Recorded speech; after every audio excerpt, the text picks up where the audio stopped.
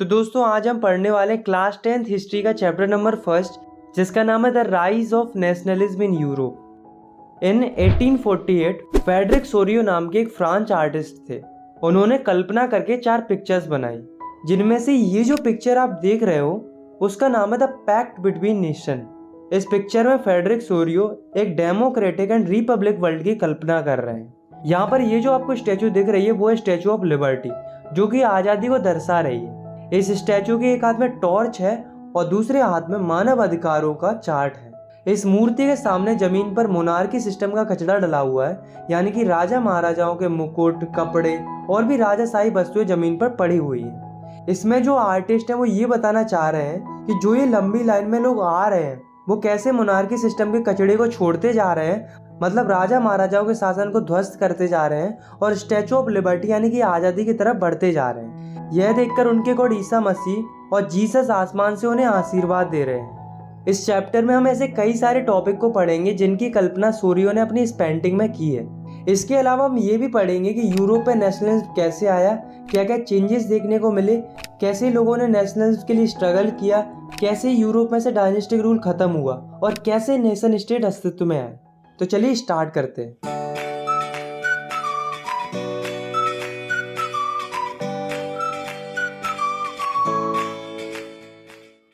The France revolution and the idea of the nation. दोस्तों 1789 में जब फ्रांस रेवोल्यूशन हुआ तो उसका इम्पैक्ट पूरे यूरोप पर पड़ा, क्योंकि 1789 से पहले जब फ्रांस रेवोल्यूशन नहीं हुआ था तब फ्रांस के ऊपर राजा महाराजाओं का शासन था। वही रूल करते थे। फ्रांस के लोगों के पास कोई पावर नहीं होती थी। राजा जैसा कहेगा लोगों को वैसा ही करना पड़ता था। राजा का बेटा राजा बनता था, फिर उसका बेटा, फिर उसका बेटा, यही सिस्टम चलता था। लेकिन जब फ्रांस में रेवोल्यूशन हुआ तो फ्रांस में पॉलिटिकल और कॉन्स्टिट्यूशनल चेंजेस देखने को मिले। अब क्या क्या चेंजेस देखने को मिले देखो। तो फ्रांस रेवोल्यूशन के दौरान पहला चेंज ये देखने को मिला कि जो पावर मोनार्की के पास थी वो मोनार्की से हटकर फ्रांस के कॉमन सिटीजन के पास पहुंच जाती है। दूसरा चेंज था लोगों ने पुराने फ्लैग को हटाकर एक न्यू फ्लैग को इंट्रोड्यूस किया जिसमें 3 कलर थे।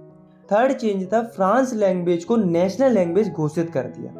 फोर्थ चेंज था फ्रांस के लोगों ने एक नया नेशनल एंथम कंपोज किया और साथ में शपथ भी लिया। फिफ्थ चेंज था कि कॉमन लोगों ने वोटिंग के थ्रू स्टेट जनरल को इलेक्ट करना शुरू कर दिया और उसका नाम बदलकर नेशनल असेंबली रख दिया। सिक्स्थ चेंज था जो इंटरनेशनल कस्टम ड्यूटीज पे करनी पड़ती थी फ्रांस के लोगों को, मतलब किसी सामान को इधर से उधर ले जाने के लिए जो टैक्सेस पे करने पड़ते थे उनको हटा दिया गया। तो दोस्तों इतने सारे चेंजेस हुए फ्रांस रेवोल्यूशन के दौरान।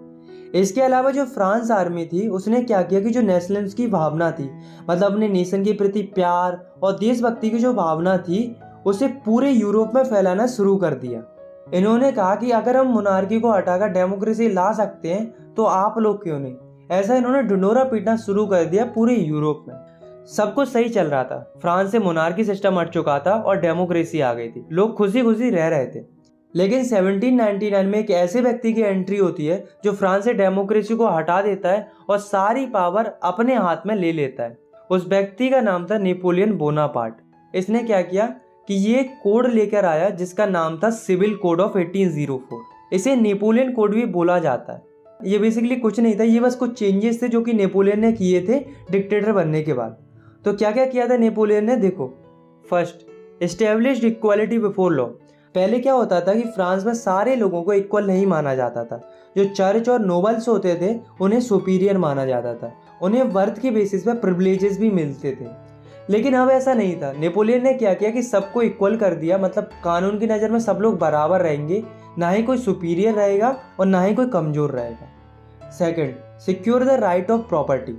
नेपोलियन ने क्या किया कि लोगों को राइट टू प्रॉपर्टी दिला दिया, मतलब अगर किसी के पास पैसा है तो वो प्रॉपर्टी खरीद सकता है और वो प्रॉपर्टी उसी की रहेगी, कोई उससे छीन नहीं सकता।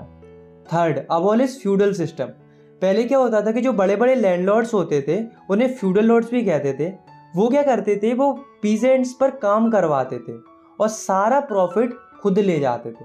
बेचारे जो पीजेंट्स होते थे, मतलब जो किसान होते थे, उनका कोई फायदा ही नहीं होता था।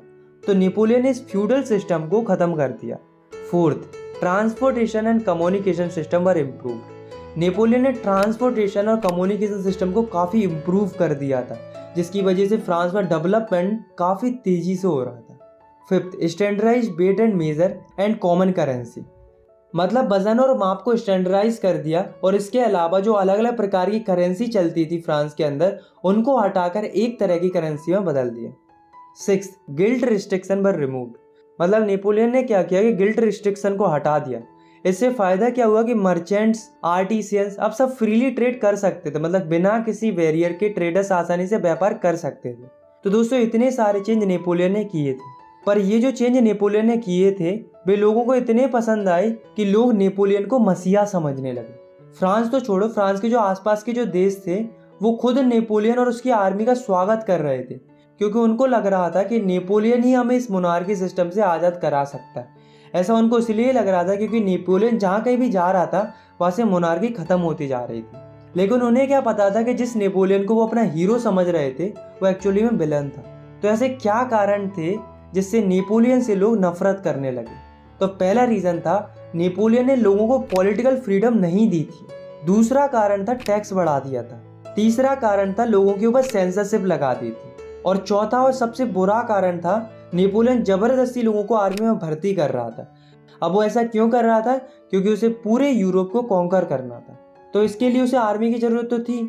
तो उसने लोगों को जबरदस्ती आर्मी में भर्ती करना शुरू कर दिया। ये उसकी सबसे बड़ी गलती थी। और दोस्तों ये जो कारण थे, इन्हीं कारणों की वजह से लोग नेपोलियन से नफरत करने लगे थे। The making of nationalism in Europe.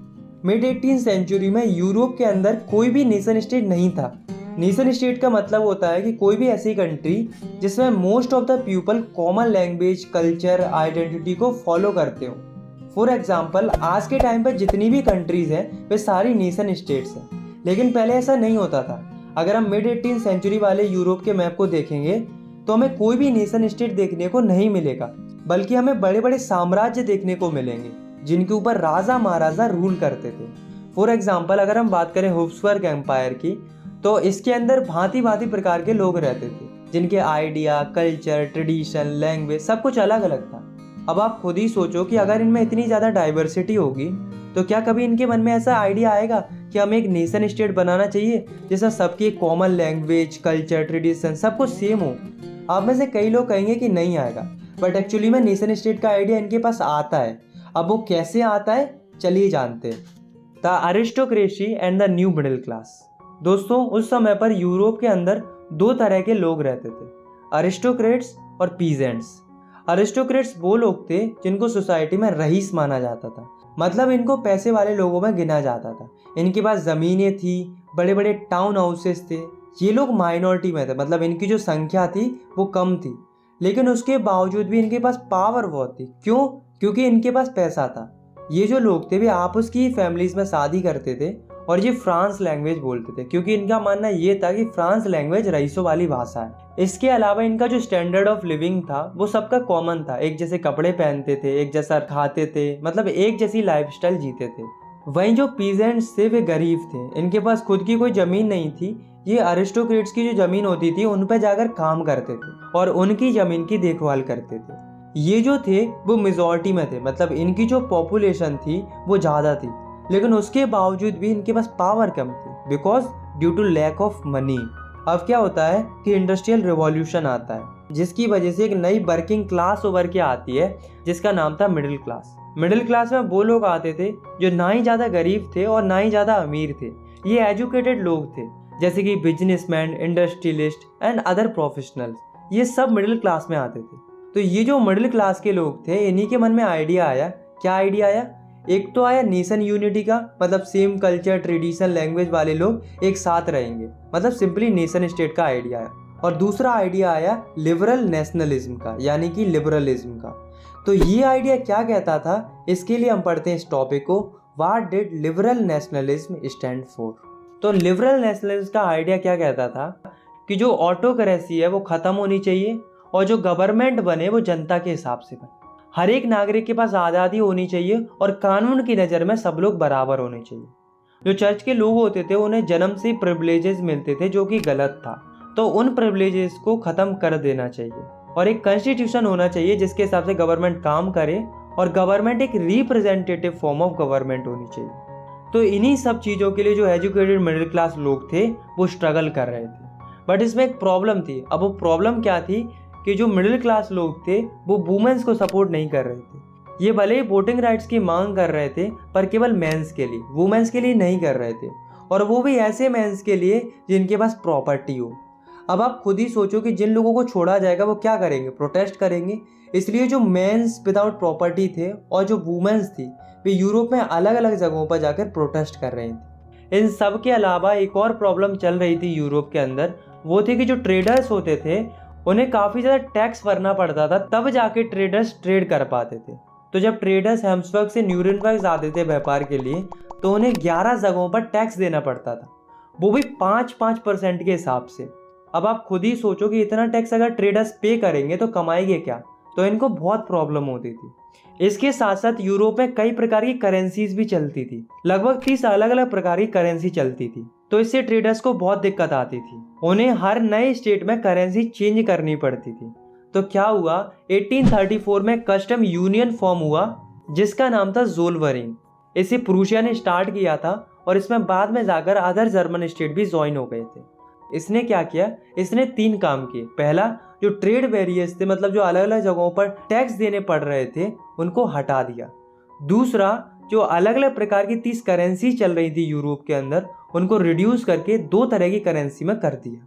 तीसरा, रेलवे नेटवर्क को प्रमोट किया जिससे ट्रेडिंग और भी आसानी से हो सके। A new conservatism after 1850। अब दोस्तों, मैंने आपको नेपोलियन की स्टोरी सुनाई थी। मैंने आपको बताया था कि नेपोलियन ने 1799 से रूल करना स्टार्ट किया था और उसका रूल 1815 तक चलता है। तो 1815 में ऐसा क्या हुआ कि नेपोलियन का रूल ख़त्म हो जाता है। तो एक्चुअली में 1815 में होता क्या है कि एक फ़ाइट होती है जिसमें एक तरफ नेपोलियन होता है और दूसरी तरफ होती है 4 countries, Britain, Russia, Prussia and Austria. इस फाइट को बैटल ऑफ वाटरलू बोला जाता है। तो इस फाइट का रिजल्ट क्या होता है कि जो नेपोलियन होता है वो हार जाता है। नेपोलियन की हार के बाद जो जीते हुए स्टेट्स थे, Britain, Russia, Prussia and Austria, ये कौन थे? ये कंजर्वेटिव लोग थे। ये नहीं चाहते थे कि सोसाइटी में कोई चेंज हो, इन्हें मोनार्की पसंद थी। ये चाहते थे कि मोनार्की फिर से वापस आ जाए। तो ये क्या करते हैं, ये कंजर्वेटिज्म लाते हैं। मतलब नेपोलियन ने जो कुछ भी किया था उसको हटाकर जो पुराना सिस्टम था उसको वापस लाते हैं, और साथ में यूरोप में जो भी चेंज हुए थे उनको पहले जैसा कर देते। जैसे कि मोनार्की सिस्टम को ये वापस ले आते, चर्च की पावर को वापस ले आते, सोशल हायरार्की को वापस ले आते। मतलब जो अपर क्लास लोअर क्लास का जो सिस्टम चलता था ना पहले, उसको वापस ले आते हैं। ऑटोक्रेटिक रूल को वापस ले आते हैं। इन्होंने सेंसरशिप भी लगा दी थी, मतलब कोई इनके अगेंस्ट छाप नहीं सकता, लिख नहीं सकता, और ना ही कोई इनके खिलाफ आवाज़ उठा सकता है किसी भी तरह से। इन सब के अलावा इन चारों स्टेट ने एक ट्रीटी साइन की जिसका नाम था ट्रीटी ऑफ वेना। ये 1815 में ही साइन की गई थी। इसको होस्ट कर रहे थे ऑस्ट्रियन चांसलर ड्यूक मेटरनिच। तो इस ट्रीटी में से क्या था, क्या क्या चेंजेस आए थे इस ट्रीटी की वजह से, चलिए देखते हैं। First, bourbon dynasty was restored in France. France में जो बर्बन डायनेस्टी चलती थी पहले, जिसे बीच में हटा दिया था, उसे फिर से रीस्टोर कर दिया। सेकंड, फ्रांस के चारों तरफ बाउंड्रीज पर स्टेट सेटअप किए गए जिससे फ्रांस का एक्सपेंडेशन ना हो। थर्ड, प्रूसिया को कुछ इंपॉर्टेंट टेरिटरीज दी गई on it's western border. Fourth, Austria को भी नॉर्थ इटली पर कंट्रोल मिल गया। फिफ्थ, रसिया को पोलैंड दे दिया गया। सिक्स्थ, नेपोलियन ने कॉन्फेडरेशन बनाई थी 39 स्टेट की, उसको इन्होंने अनटच्ड रहने दिया। बाकी तुम्हें तो पता ही है कि नेपोलियन की हर एक चीज़ को तो इन्होंने चेंज कर दिया था। अब दोस्तों, ट्रीटी ऑफ वेना के बाद यूरोप में पूरी तरह से मोनार्की आ चुकी थी और जो कंजर्वेटिव लोग थे उनके पास पावर आ चुकी थी। The revolutionaries. तो इस कंजर्वेटिव से बहुत से लिबरल नेशनलिस्ट लोग खुश नहीं थे। तो 1815 के बाद जितने भी लिबरल नेशनलिस्ट लोग थे वे अंडरग्राउंड हो गए, क्योंकि अब पावर कंजर्वेटिव लोगों के पास पहुंच चुकी थी। तो ये ओपनली तो कुछ कर नहीं सकते थे, इसलिए इन्होंने चोरी छुपे सीक्रेट ग्रुप्स बनाने स्टार्ट कर दिए। ये नहीं चाहते थे कि यूरोप में मोनार्की या ऑटोक्रेटिक रूल रहे, इन्हें पूरी तरह से आज़ादी चाहिए थी। ऐसे ही एक व्यक्ति थे जिनका नाम था गोसिपी मज़ीनी। इनका जन्म 1807 में गेनियो में हुआ था। ये एक इटली के रिवॉल्यूशनरी थे। ये एक सोसाइटी के मेंबर भी थे जिसका नाम था कार्बोनरी, और साथ में इन्होंने 2 सीक्रेट सोसाइटी बनाई थी, पहली यंग इटली इन मार्सेलिस और दूसरी यंग यूरोप इन वर्न। तो ये 2 सोसाइटी बनाई थी। ये इटली के थे, इसलिए ये चाहते थे कि इटली एक नेशन स्टेट बने। इन्हें देखकर यूरोप में अलग अलग जगहों पर भी सीक्रेट सोसाइटी बनना स्टार्ट हो जाती है। अब आप खुद ही सोचो कि इतनी सारी सीक्रेट सोसाइटी अगर बनेंगी तो क्या होगा? रिवॉल्यूशन होगा, ऑफ कोर्स होगा। द एज ऑफ रिवॉल्यूशन 1830 से लेकर 1848 का जो दौर है, इसमें यूरोप के अंदर कई सारे रिवॉल्यूशन होते हैं, इसलिए इस दौर को एज ऑफ रिवॉल्यूशन बोला जाता है। तो इस पीरियड में दो ही मेन रिवॉल्यूशन हुए हैं, एक तो हुआ है जुलाई रेवोल्यूशन और दूसरा हुआ है ग्रीक रेवोल्यूशन। तो सबसे पहले हम बात करते हैं जुलाई रेवोल्यूशन की। तो जुलाई रेवोल्यूशन दो जगहों पर होता है, पहला फ्रांस के ऊपर और दूसरा बेल्जियम के ऊपर। तो फ्रांस में क्या होता है, फ्रांस से बर्बन किंग को हटा दिया जाता है, मतलब कंजर्वेटिव लोगों ने जो बर्बन डायनेस्टी सेटअप की थी फ्रांस के अंदर, उसको हटा दिया जाता है और साथ में कॉन्स्टिट्यूशनल मोनार्की सेटअप की जाती है। मतलब मोनार्की तो रहेगी बट उसमें काम कॉन्स्टिट्यूशन के हिसाब से होगा। इन सब के अलावा लुइस फिलिपी को फ्रांस का हेड बना दिया जाता है। अब बात करते हैं बेल्जियम की। पहले क्या था कि जो बेल्जियम था वो यूनाइटेड किंगडम ऑफ नीदरलैंड का ही पार्ट था, मतलब Belgium United Kingdom of Netherland के कंट्रोल में आता था। तो जो बेल्जियम के लोग थे उनको आज़ादी चाहिए थी, वो अपना एक अलग ही नेशन बनाना चाहते थे और इसी कारण से बेल्जियम में भी रिवॉल्यूशन होता है। और इस रेवोल्यूशन का रिजल्ट ये आता है कि बेल्जियम को फ्री कर दिया जाता है, मतलब बेल्जियम आज़ाद हो जाता है यूनाइटेड किंगडम ऑफ नीदरलैंड से। अब हम बात करते हैं दूसरे रेवोल्यूशन की, जिसका नाम था ग्रीक रेवोल्यूशन। तो पहले क्या था कि जो ग्रीक था वो ऑटोमन एम्पायर का पार्ट था। तो जो ग्रीक के लोग थे वो भी और देशों की तरह फ्रीडम की डिमांड कर रहे थे, वो भी चाह रहे थे कि हमारा एक नेशन स्टेट हो, मतलब अलग से एक कंट्री हो। तो इसी फीलिंग के लिए 1821 में ग्रीस के लोग स्ट्रगल करना शुरू कर देते, पर ग्रीस के लोग इतने ज़्यादा पावरफुल नहीं थे कि भी अपने आप को आज़ादी दिला पाए, तो इन्हें मदद की ज़रूरत थी। तो इसके लिए जो वेस्ट यूरोपियन कंट्रीज़ थी वो इनकी मदद करती हैं और साथ में जो ग्रीक के पोएट्स और आर्टिस्ट थे वे भी अपनी पोएम्स और पेंटिंग के थ्रू लोगों के बीच में नेशनलिज्म की फीलिंग जगाने में लगे हुए थे। तो इन सब की वजह से फाइनली 1932 को एक ट्रीटी साइन होती है जिसका नाम था द ट्रीटी ऑफ कॉन्स्टेंटिनोपल। इस ट्रीटी के साइन होने के बाद ग्रीक जो है वो आज़ाद हो जाता है और एक इंडिपेंडेंट नेशन स्टेट बन जाता है। The romantic imagination and the national feelings. दोस्तों आपको क्या लगता है कि जो नेशनलिस्ट की फीलिंग थी, मतलब जो देशभक्ति की जो भावना थी, वो लोगों में केवल वॉर और टेरिटोरियल एक्सपेंशन से आई थी? नहीं, ऐसा नहीं था, बल्कि इसके अलावा एक और चीज़ थी जिसकी वजह से नेशनलिस्ट की फीलिंग लोगों में फैल रही थी, वो था कल्चर। इन लोगों को लगा कि हमें कल्चर के थ्रू लोगों में नेशनलिस्ट की फीलिंग अराइज करनी चाहिए, लोगों को इमोशनली कनेक्ट करना चाहिए अपने नेशन के प्रति। इसलिए स्टार्ट हुआ रोमांटिसिज्म। रोमांटिसिज्म का मतलब होता है a cultural movement to develop a particular form of national sentiments.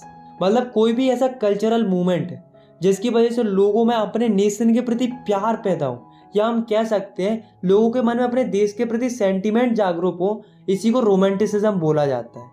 तो ऐसे कई सारे रोमांटिक आर्टिस्ट थे जो रोमांटिज्म फैला रहे थे अपनी आर्ट्स, पोएट्रीज, स्टोरीज और म्यूजिक की मदद से। ऐसे एक जर्मन फिलोसोफर थे जिनका नाम था जॉन गॉटफ्राइड। इन्होंने इसी से रिलेटेड अपनी फीलिंग शेयर की। इन्होंने कहा कि अगर आपको पता करना है किसी देश का कल्चर कैसा है तो वो राजा महाराजाओं के महलों में देखने को नहीं मिलेगा, बल्कि कॉमन लोगों के पास में रहने से पता चलेगा कि उस देश का कल्चर कैसा है। और इन्होंने ये भी कहा कि जो कल्चर है वही तो आत्मा है नेशन की, मतलब culture is the true spirit of the nation. अब हमें एक स्टोरी सुननी जो कि पोलैंड की स्टोरी है, ताकि हम और अच्छे से समझ सके कि रोमांटिसिज्म क्या है। तो जो पोलैंड था उसका ज़्यादातर हिस्सा रसिया के कंट्रोल में था और जो पोलैंड के लोग थे वो पोलिश भाषा बोलते थे। तो रसिया ने क्या किया कि पोलैंड से पोलिश भाषा को हटा दिया और वहाँ पर जबरदस्ती रसियन लैंग्वेज को इम्प्लीमेंट कर दिया। अब दोस्तों जो पोलैंड के लोग थे उन्हें इस बात के लिए बहुत बुरा लग रहा था कि उनसे उनकी भाषा छीनी जा रही थी। तो पोलैंड के कुछ लोगों ने 1831 में इसके अगेंस्ट रिवॉल्यूशन स्टार्ट किया। पर हमें एक बात पता है कि रसिया आज भी पावरफुल है और उस समय पर भी पावरफुल था, और वैसे भी जो पोलैंड था वो रसिया के ही कंट्रोल में आता था। तो हुआ क्या कि पोलैंड को दबा दिया गया, मतलब जो लोग रिवॉल्यूशन कर रहे थे उनको चुप करा दिया गया। इनफैक्ट कुछ प्रीस्ट को तो उन्होंने जेल में बंद कर दिया और कुछ को तो उन्होंने साइबेरिया भेज दिया मरने के लिए, ताकि आगे से कोई उनके खिलाफ आवाज़ ना उठा सके। तो ये जो स्टोरी आपने सुनी है उसका रिजल्ट शायद आपको अच्छा देखने को ना मिला हो, लेकिन ये स्टोरी हमें एक चीज़ सिखाती है कि जो ये लैंग्वेज होती है किसी भी नेशन की, वो भी एक वेपन बन सकती है जिससे नेशनलिज्म की फीलिंग को जगाया जा सकता है। भले ही रसिया अपनी लैंग्वेज को पोलैंड के ऊपर थोपना चाहता था, पर पोलैंड के लोग अपनी कल्चरल लैंग्वेज को छोड़ना नहीं चाह रहे थे। ये जो प्यार था अपने कल्चर से रिलेटेड, अपनी कल्चरल लैंग्वेज से रिलेटेड, उसी को तो रोमांटिसिज्म बोला जाता है। तभी तो जो रोमांटिक थिंकर्स थे वो लोगों में रोमांटिज्म फैला रहे थे, ताकि लोगों में कल्चर के प्रति प्यार बना रहे और लोगों में नेशनल्स की फीलिंग बरकरार रहे। Hunger, hardship and the popular revolt. 1830s में यूरोप के अंदर एक ऐसा दौर आता है जिसमें लोगों की इकोनॉमिक कंडीशन बहुत ज़्यादा ख़राब हो जाती है, इकोनॉमिक हार्डशिप आ जाती है। होता क्या है कि यूरोप के अंदर बहुत ज़्यादा पॉपुलेशन बढ़ने लगती है, जिसके कारण अनएम्प्लॉयमेंट बढ़ने लगता है। लोगों के पास काम नहीं था करने के लिए, जिसके कारण जो गांव के लोग थे वो शहरों में जाने लगते हैं ये सोचकर कि वहाँ जाकर उनको काम मिलेगा। लोगों के आने से शहरों में स्लम्स क्रिएट होने लगते हैं और सिटीज़ की कंडीशन भी ख़राब होने लगती है। अब हुआ क्या कि अब जो सामान था वो यूरोप में इंग्लैंड से आने लगा, और इंग्लैंड का सामान लोगों के लिए सस्ता पड़ता था क्योंकि ये सामान मशीनों से बनता था, जिससे जो स्मॉल स्केल प्रोड्यूसर थे उनको भी लॉस होने लगा। और यही वो दौर था जब लोगों की फसलें भी खराब हो गई, जिससे फूड प्राइसेस आसमान छू रहे थे। लोगों को खाने के लिए भी स्ट्रगल करना पड़ रहा था। वही जो अमीर लोग थे उन्हें कोई फ़र्क नहीं पड़ रहा था क्योंकि उनके पास पैसा था। सबसे ज़्यादा हंगर और हार्डशिप का असर उन लोगों पर पड़ रहा था जो शहरों से काम की तलाश में आए थे, यानी कि गरीब लोगों पर।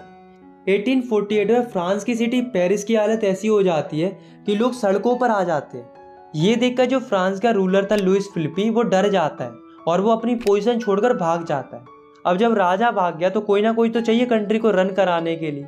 इसके लिए फ्रांस में एक नेशनल असेंबली फॉर्म होती है और नेशनल असेंबली फ्रांस को एक रिपब्लिक कंट्री डिक्लेयर कर देती है। मतलब अब फ्रांस जो है वो एक नेशन स्टेट बन चुका था।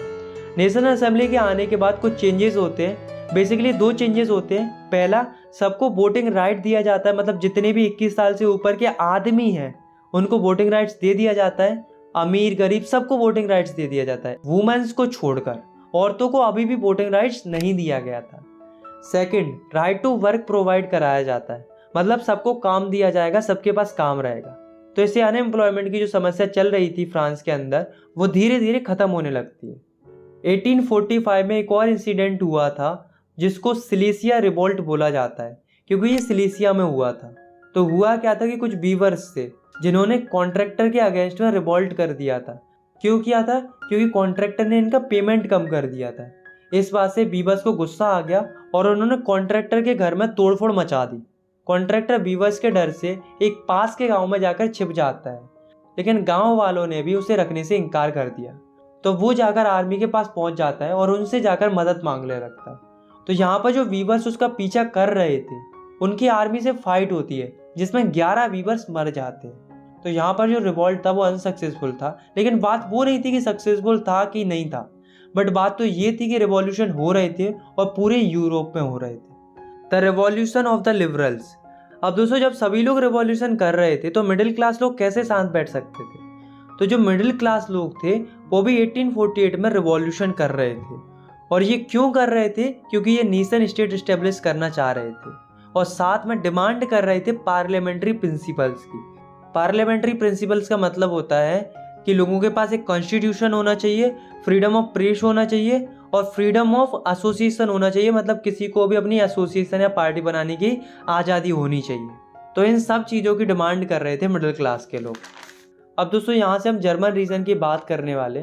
तो जर्मन रीजन में क्या होता है कि जो वहाँ के मिडिल क्लास लोग होते हैं वो क्या करते हैं, वो एक असेंबली बनाते हैं जिसको ऑल जर्मन नेशनल असेंबली बोला जाता है, जिसमें 831 मेंबर्स को ये लोग इलेक्ट करते हैं वोटिंग के थ्रू। ऑन 18 मई 1848 को ये सारे 831 मेंबर्स इकट्ठे होते हैं। कहाँ इकट्ठे होते हैं? फ्रैंकफर्ट नाम की जगह है एक जर्मनी में, जहाँ पर एक चर्च है सेंट पोल नाम का। वहाँ पर जाकर ये सारे लोग इकट्ठे होते हैं, जैसा कि आप इस पिक्चर में भी देख सकते हो। इसी को फ्रैंकफर्ट पार्लियामेंट भी बोला जाता है, क्योंकि जर्मनी में पार्लियामेंट तो था नहीं, इसलिए इन्होंने चर्च को ही पार्लियामेंट बना लिया था। तो ये जो 831 मेंबर्स थे वो क्या करते हैं, वो एक कॉन्स्टिट्यूशन ड्राफ्ट करते हैं जर्मन नेशन के लिए। पर एक प्रॉब्लम थी, जो ये 831 मेंबर्स इलेक्ट हुए थे वे सारे मिडिल क्लास लोग थे। तो ये क्या करने लगे कि जो वर्कर्स और आर्टिसंस थे उनको इग्नोर करने लगे, उनकी डिमांड्स नहीं सुनी जा रही थी। तो वर्कर्स और आर्टिसंस को गुस्सा आ गया और उन्होंने अपना सपोर्ट वापस ले लिया। वैसे वर्कर्स और आर्टिसन सपोर्ट कर रहे थे इनको, लेकिन अब नहीं कर रहे थे। इस कारण से जो मिडिल क्लास के लोग कॉन्स्टिट्यूशन की लड़ाई लड़ रहे थे वो कमजोर पड़ने लगे। लेकिन उसके बावजूद भी ये लोग गए राजा के पास अपना कॉन्स्टिट्यूशन का आइडिया लेकर। उस समय पर जो राजा था वो था फ्रेडरिक विलियम फोर्थ। ये पूरे प्रूशिया का राजा था। अब आप लोग कहोगे कि ये प्रूशिया के राजा के पास क्यों गए थे, जर्मनी के राजा के पास क्यों नहीं गए थे? तो एक्चुअली में उस समय पर जर्मनी नाम की कोई कंट्री होती ही नहीं थी, बल्कि उस समय पर जर्मन रीजन हुआ करते थे। इसलिए सारे लोग प्रूशिया के राजा के पास गए थे। अब आप खुद ही सोचो कि क्या राजा चाहेगा कि कॉन्स्टिट्यूशन आए? राजा क्यों चाहेगा अपनी पावर कम करना? इसलिए राजा अपनी आर्मी को बुलाता है और इनकी अच्छे से खातिरदारी करवाता है, और यहाँ पर ये मूवमेंट खत्म हो जाता है। तो यहाँ पर कमी क्या रही? इन्होंने वर्कर्स और आर्टिसंस का सपोर्ट नहीं लिया। अगर लेते तो ये मूवमेंट थोड़ा ब्रॉड लेवल पर होता और शायद राजा को प्रेशर में आकर इनकी बात माननी पड़ती, लेकिन अफसोस ऐसा नहीं हुआ, मूवमेंट फेल हो गया। लेकिन जो मोनार्क्स थे उन्हें एक चीज़ समझ में आ गई थी कि भाई ज़्यादा समय तक ये लिबरल्स लोगों को रोक नहीं पाएंगे, कभी ना कभी तो ये मिडिल क्लास लोग जीत ही जाएंगे। ऐसा इन्हें रियलाइज होने लगा। तो ये क्या करते हैं, ये थोड़ा थोड़ा कंसेशन देना शुरू कर देते हैं। तो क्या करते हैं? पहला, सेफ्डम और बाउंडेड लेबर को अबॉलिश कर देते हैं हब्सबर्ग डोमिनेशन से और रसिया से। और दूसरा, हंगेरियन को ऑटोनॉमी ग्रांट कर दी जाती है इन 1867। The making of Germany and Italy. इस टॉपिक में हम पढ़ेंगे कि कैसे जर्मनी और इटली यूनिफाइड नेशन बनते हैं और कैसे उनका यूनिफिकेशन होता है। तो सबसे पहले हम देखते हैं जर्मनी के केस को। तो दोस्तों अभी तक हमने ये देख लिया था कि जो जर्मनी के मिडिल क्लास लोग होते हैं वे राजा के पास जाते हैं कॉन्स्टिट्यूशन का आइडिया लेकर, बट राजा जो होता है वो एक्सेप्ट करने से मना कर देता है और उन्हें सप्रेस कर देता है आर्मी की मदद से, और यहाँ पर उनका जो मूवमेंट होता है वो खत्म हो जाता है, यानी कि फेल हो जाता है। अब सवाल ये उठता है, ये क्या मिडिल क्लास लोगों ने आगे कोई मूवमेंट नहीं किया? कैसे किया? देखो, तो जो मिडिल क्लास लोग होते हैं वे क्या करते हैं, वे जाते हैं प्रूशिया के बड़े बड़े लैंडलॉर्ड्स के पास, जिन्हें जंकर्स और प्रूशिया भी बोला जाता है। उनसे जाकर ये लोग मदद मांगते हैं। तो जो जंकर्स होते हैं वो इनकी मदद के लिए तैयार हो जाते हैं और सारा जिम्मा अपने ऊपर ले लेते हैं जर्मनी के यूनिफिकेशन का। अब सारी जिम्मेदारी प्रूशिया के पास आ चुकी थी। उस समय पर प्रूशिया का जो चीफ मिनिस्टर था वो था ऑटोमन बिस्मार्क। तो ऑटोमन बिस्मार्क और उसकी मिलिट्री और सारे जंकर्स मिलकर लड़ाई करना शुरू कर देते हैं। किसके खिलाफ? फ्रांस, ऑस्ट्रिया और डेनमार्क के खिलाफ। क्यों करते हैं? क्योंकि जो जर्मन स्पीकिंग रीजन था वो इनके कंट्रोल में था, उनसे छीनने के लिए ये लड़ाई करते हैं। ये लड़ाई 7 सालों तक चलती है और इस लड़ाई का रिजल्ट ये आता है कि जो प्रूशिया होता है वो ये लड़ाई जीत जाता है, और इसके साथ ही जर्मनी की यूनिफिकेशन प्रोसेस कंप्लीट हो जाती है। मतलब जर्मनी एक यूनिफाइड नेशन बन जाता है। और फाइनली 18 जनवरी 1871 को जर्मनी का एक नया राजा बनता है जिसका नाम था केजर विलियम फर्स्ट। ये जो राजा बना था वो काफ़ी ज़्यादा महत्व देता था करेंसी को मॉडर्नाइज करने में, बैंकिंग और जुडिशियल सिस्टम को इम्प्रूव करने में। Italy unified. इससे पहले टॉपिक में हमने पढ़ा था कि जर्मनी का यूनिफिकेशन कैसे हुआ था। इस टॉपिक में हम पढ़ेंगे कि इटली का यूनिफिकेशन कैसे हुआ था। तो देखो, 19th सेंचुरी में इटली जो था वो 7 स्टेट्स में बटा हुआ था। अब दोस्तों ये जो स्टेट आप देख रहे हो वो है सर्डिनिया पिएडमोंट। यही एकमात्र स्टेट था जहाँ पर एक ऐसा राजा रूल करता था जो इटली लैंग्वेज बोलता था, और वो एक्चुअली में ही इटालियन प्रिंस था। उसका नाम था विक्टर एमैनुएल II। अब देखो, इटली के नॉर्थ का जो एरिया था वो ऑस्ट्रिया हब्सबर्ग के कंट्रोल में था। इटली के सेंटर का जो एरिया था वो पोप के कंट्रोल में था, और जो साउथ का एरिया था वो बर्बन किंग ऑफ स्पेन के कंट्रोल में था। अब देखो यूनिफिकेशन कैसे होता है। मैंने आपको एक व्यक्ति के बारे में बताया था जिसका नाम था गुस्सीपी मजीनी। ये भी इटली को यूनिफाइड करना चाहते थे। इनफैक्ट इसके लिए इन्होंने एक सीक्रेट सोसाइटी भी बनाई थी जिसका नाम था यंग इटली, पर अफसोस ये फेल हो गए थे, ये इटली को यूनिफाई नहीं कर पाए थे। बट 1848 में जो सर्डिनिया पिएडमोंट का जो किंग था विक्टर एमैनुएल II, वो ये ठान लेता है कि अब मैं यूनिफाई करूंगा इटली को। इसके लिए वो अपने चीफ मिनिस्टर को बुलाता है जिसका नाम था काउंट कैवोर, और उसे रिस्पॉन्सिबिलिटी दे देता है किसकी? इटली को यूनिफाइड करने की। और यहाँ से रिवॉल्यूशन स्टार्ट हो जाता है। सबसे पहले क्या होता है कि 1859 में कैवोर फ्रांस के साथ मिलकर ऑस्ट्रिया हब्सबर्ग को हरा देता है, और जो एरिया उन्होंने कैप्चर करके रखा था उसको वो अपने कंट्रोल में ले लेता है। अब बारी थी साउथ वाले रीजन की, जो कि बर्बन किंग ऑफ स्पेन के कंट्रोल में था। तो इसके लिए कैवोर क्या करता है, एक व्यक्ति की मदद लेता है जिसका नाम था गुस्सीपी गरीबाल्डी, जिसकी खुद की एक आर्मी थी जिसमें हजारों वॉलेंटियर थे। तो ये सारे लोग मिलकर लड़ाई करते हैं और 1860 में इटली के साउथ वाले रीजन को ये स्पेन से आज़ाद करा लेते हैं। अब बचा सेंट्रल इटली। तो सेंट्रल इटली पोप के कंट्रोल में था। पर पॉप से आज़ाद कराने में इनको कोई दिक्कत नहीं होती, क्योंकि पॉप जो है वो डर जाता है, इसलिए वो पहले ही सरेंडर कर देता है।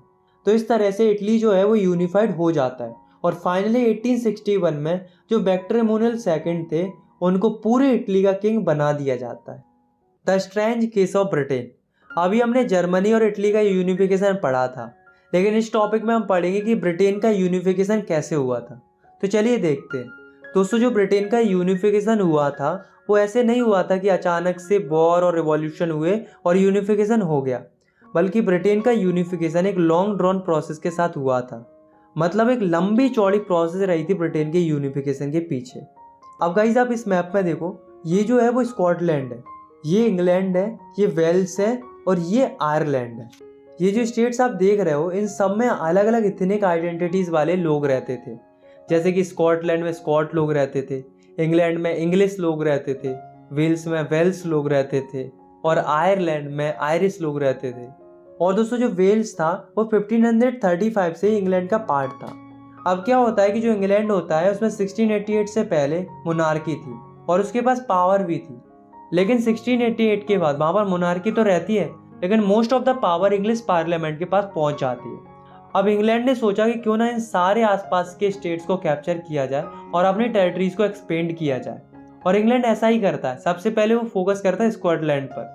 तो उसके लिए इंग्लैंड क्या करता है, अच्छी अच्छी बातें करता है स्कॉटलैंड से और उसे कन्वेंस करता है और उसके साथ एक एक्ट ऑफ यूनियन साइन करता है इन 1707। और इस एक्ट ऑफ यूनियन के साइन होते ही इंग्लैंड और स्कॉटलैंड एक हो जाते हैं और बनाते हैं United Kingdom of great Britain. अब धीरे धीरे क्या हुआ कि ब्रिटिश पार्लियामेंट के अंदर इंग्लैंड के लोगों का डोमिनेशन बढ़ने लगा और वे धीरे धीरे स्कॉटलैंड के लोगों को सप्रेस करने लगे। ना ही भी अपनी भाषा बोल सकते थे और ना ही भी अपने हिसाब से कुछ भी पहन सकते थे। सिमिलर केस आयरलैंड के साथ हुआ था। आयरलैंड में क्या था, आयरलैंड में दो तरह के लोग रहते थे, कैथोलिक्स और प्रोटेस्टेंट। कैथोलिक जो थे वो मेजॉरिटी में थे और प्रोटेस्टेंट जो थे वे माइनॉरिटी में थे। इन दोनों के बीच में हमेशा टेंशन बना रहता था, मतलब आपस में लड़ते रहते थे। इसी बात का फायदा उठाता है इंग्लैंड। इंग्लैंड क्या करता है, प्रोटेस्टेंट को सपोर्ट करता है ताकि इंग्लैंड उन पर डोमिनेट कर सके।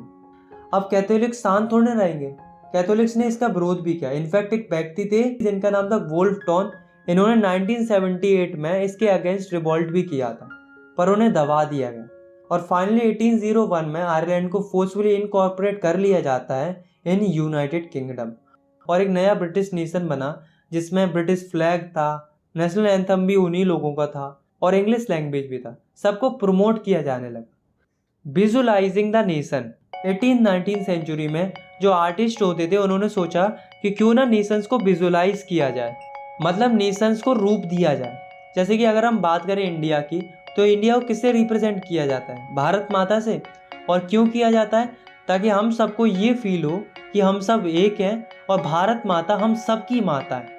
ठीक इसी तरह से जो यूरोप के अलग अलग आर्टिस्ट थे उन्होंने अपने अपने नेशंस को रूप देना स्टार्ट कर दिया अलग अलग फीमेल फिगर्स के थ्रू, जिन्हें एलोगोरीज भी बोला जाता है, ताकि लोगों में यूनिटी बनी रहे। जैसे कि फ्रांस की एलोगोरी थी मैरियन और इसी तरह से जर्मनी की एलोगोरी थी जर्मेनिया। तो इस तरह से नेशंस को विजुअलाइज करना स्टार्ट कर दिया। Nationalism and imperialism. नेशनलिज्म तो हम पढ़ते हुए आ रहे हैं। नेशनलिज्म का मतलब होता है अपने देश के प्रति देशभक्ति की भावना, या हम कह सकते हैं अपने देश के प्रति प्यार होना, यही नेशनलिज्म होता है। तो होता क्या, 19वीं सेंचुरी के एंड तक जो नेशनलिज्म की फीलिंग होती है वो कन्वर्ट होने लगती है इंपेरियलिज्म में। इंपेरियलिज्म का मतलब होता है साम्राज्यवाद, मतलब कोई बड़ा नेशन छोटे छोटे नेशंस को कैप्चर करने लगे अपनी टेरिटरीज को एक्सपेंड करने के लिए, इसी को इंपेरियलिज्म बोला जाता है। इसी से रिलेटेड एक केस स्टडी है जो कि बाल्कान्स रीजन की है। तो होता क्या है कि बाल्कान्स एक जगह थी यूरोप के अंदर जो कि ऑटोमन एम्पायर के अंदर आती थी। इस बाल्कान्स रीजन के अंदर बहुत सारे स्टेट्स आते थे, जैसे कि रोमानिया, बल्गेरिया, अल्बानिया, ग्रीस और भी बहुत सारे स्टेट्स आते थे। तो क्या हुआ कि जो ऑटोमन एम्पायर था वो धीरे धीरे कमज़ोर होने लगा, जिस कारण से जो बाल्कान रीजन के जो स्टेट थे वे अपने आप को इंडिपेंडेंट करने लगे, मतलब अपनी अपनी अलग अलग कंट्रीज़ बनाने लगे। ये सारी कंट्रीज़ आपस में जलती थी, जिस वजह से हर कंट्री यही चाह रही थी कि मेरा डोमिनेशन रीजन सबसे बड़ा हो, जिस वजह से ये सारी कंट्रीज़ आपस में लड़ने लगती हैं अपने एरिया को एक्सपेंड करने के लिए। इन सबको देखकर जो बड़ी बड़ी कंट्रीज होती है जैसे कि Russia, Germany, England, Austro Hungary, उनको भी लालच आ जाता है और वे भी इस लड़ाई में पार्ट ले लेती है और यही कारण बनता है फर्स्ट वर्ल्ड वॉर का। बाद में जाकर कई सारे लोग एंटी इंपीरियल मूवमेंट भी चलाते और कहीं ना कहीं जो इंपीरियलिज्म था उसकी वजह से लोगों में नेशनलिज्म की फीलिंग भी जागती है, क्योंकि लोगों को डोमिनेशन कंट्री से आज़ादी चाहिए थी। आई होप आपको ये वीडियो पसंद आई होगी।